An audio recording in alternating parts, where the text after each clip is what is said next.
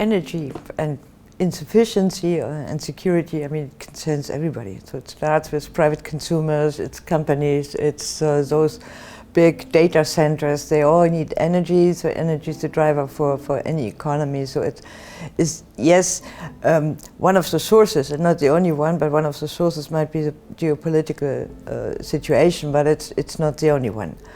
And but still, as you've already said, I mean, it's not only countries in Europe that are looking at the way to meet the new challenges, also the EU that is very active in this. So it's something where we are looking for possibilities to avoid harsher consequences. Some of the issues we can do ourselves, with others we need, of course, also bettering of the situation in the Middle East.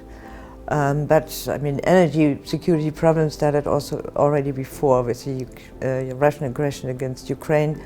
So I think that was the first shock for a long time that we had.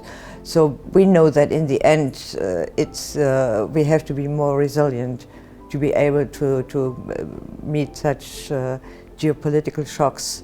And I mean, there are different ways to do so.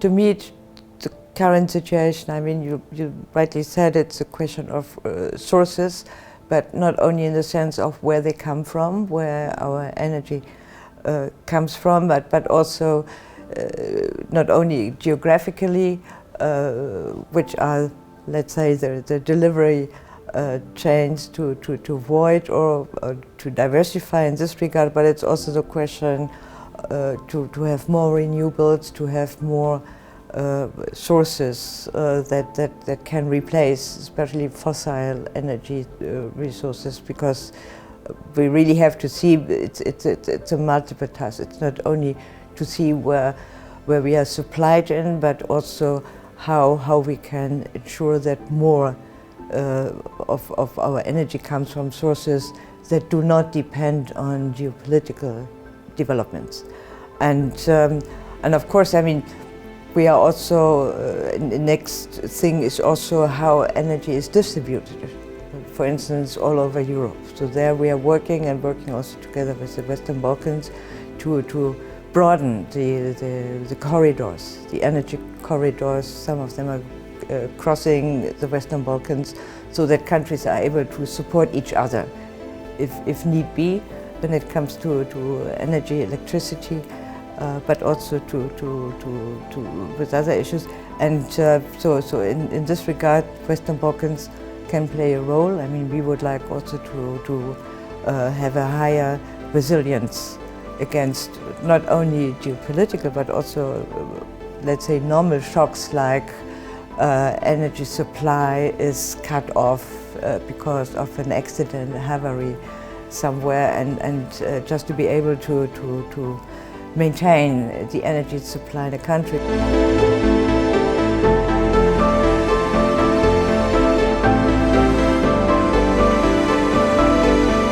I mean, first of all, within our development cooperation, you know, we are active here in the country for 25 years now.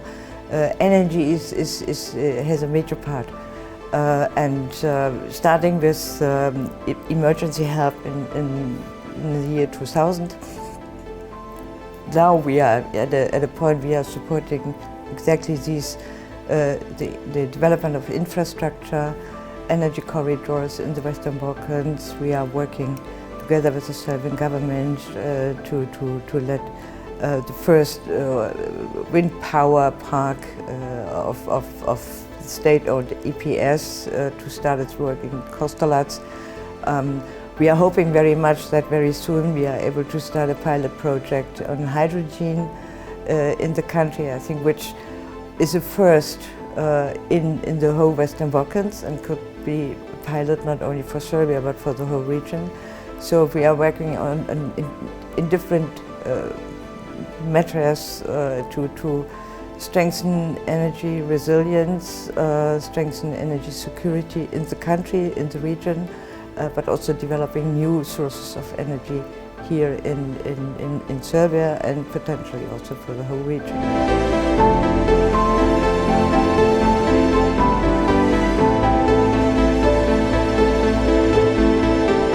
I think the dynamic is there.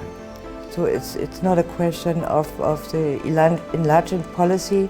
Of course, you know, it's a process. It's not something where you simply fill in an application form and then somebody will decide. It's a long process. It's a difficult process. It very often needs not only changes of laws but also implementation. It's about societies also adapting themselves to these processes. The dynamics is there, and I think with the growth plan that the EU had started a couple of years ago, they have also created new incentives to move ahead with necessary reforms. So I think the dynamic is there. The question is always how this dynamic is taken up by the countries, and there, unfortunately, we are seeing differences. We are seeing some countries who are really advancing, and just to mention Montenegro, where the EU has just decided to start the drafting of the accession treaty, and others who are still not there. But I mean, if it comes to Germany, we are here, especially with our development cooperation, supporting exactly these complicated steps which need very often deep, also structural reforms. So we are here to support this.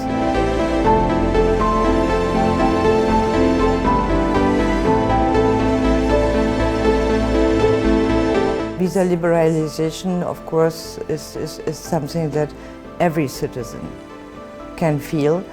Of course, we have, if it comes to students, for instance, Erasmus Plus for students, young scientists, the possibilities that we are having for student exchange, going to other countries, studying there, coming back, being lead sometimes in your own specialization. Here we have SEPA,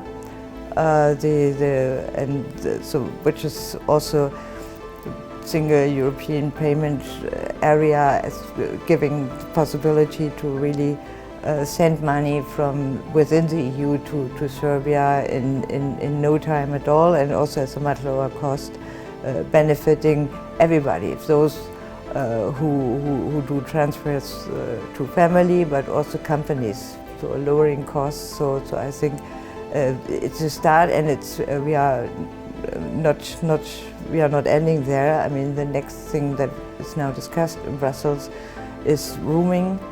To lower the cost. We already have it within the region that we had negotiated as part of the Berlin process that is led by Germany.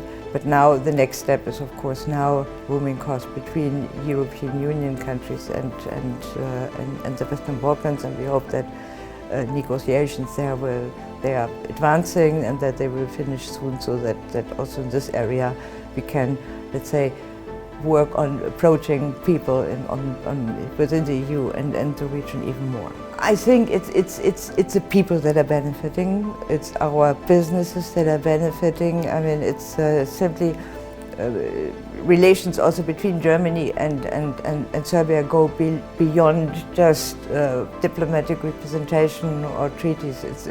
We have a very tight bonds of people living in Germany, many of Serbian or Yugoslav origin. We are having cooperation in so many areas, be it science, culture, economy, police. So it's simply so many people in Serbia and Germany are working together since so many years. We have our German Development Cooperation, which extends to the whole of the country. And of course, we are working for Serbia to become a full member of the EU, enjoying the same kind of standards, high standards when it comes to living, but also protection of environment and others. So I mean, we have a mutual benefit, and I think that's the thing. It's not about we are gaining and you are gaining. It's more about we all together are gaining.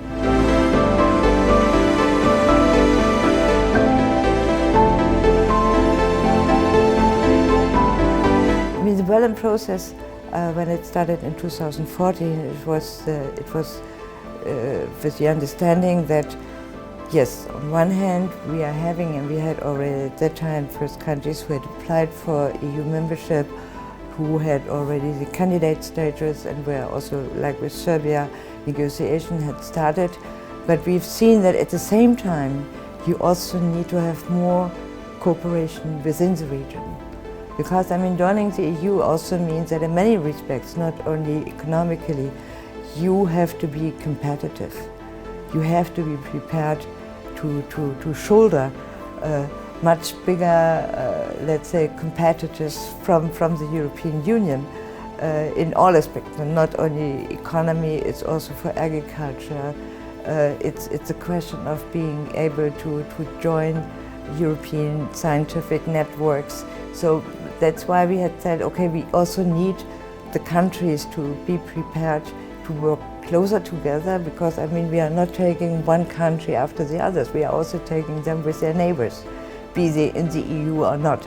So that's why one of the first ideas was also the common regional market, I think, where we have made big steps to just have more trade cooperation, but also more economic cooperation between the countries, starting to harmonize standards, starting to harmonize procedures, all with a view of then adapting to EU standards. So it's, in a way, it's fostering regional cooperation, not only in the sense of economy, but also in the sense of science, of culture, but also trying to, and the Berlin process has also made much success, trying to also support reconciliation between the countries.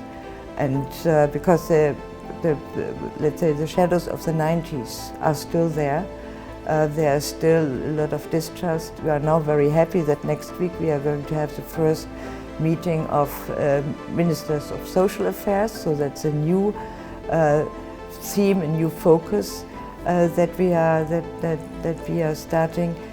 Also with a view that, especially in social affairs, I mean, the reforms that are needed there, but also adaptation to European systems, so that independently of where you work, you can always enjoy also your own social system from your home country. I mean, it needs a lot of work. It's quite a complicated process, so we hope that we will be able to contribute to all countries within the Berlin process that they are ready for this. We had a meeting of energy ministers last week where we are also talking about energy preparedness and more energy resilience when it comes to the Western Balkans. So there are many issues that are addressed within the Berlin process. We also have a youth forum there. Youth is especially important, seeing also that with RICO we have an organization that for already 10 years works on approaching young people from the region, bringing them together, and media, civil society. So there are many facets of cooperation between the countries, but also between the Western Balkans and the European Union, which find their way and have found their place also within the Berlin process. And we are very happy because, in a way, it's the only framework that we are having where all 6 countries of the Western Balkans are cooperating.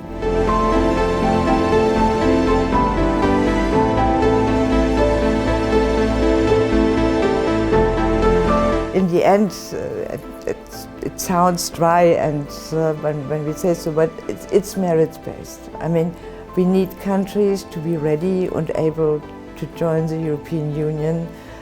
We need a European Union of 27 plus that is able also to meet all the challenges that we are having in front of us.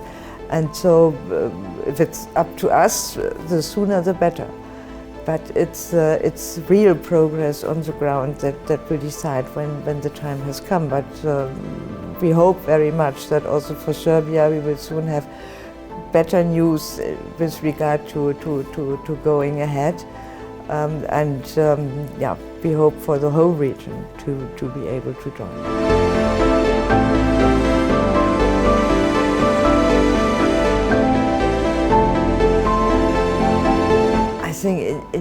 end, it's as I said, it's merit-based. So countries have to be ready in all aspects to join. So having a group membership, if you put it like that would mean that you would wait for the last one when he's ready. And I think that's not in the interest of the countries, or especially of those who are already advanced. And so it's simply on those reforms fulfilled, all criteria there, then you will join. You don't have to wait for those that are lagging behind, and I think it's the best way.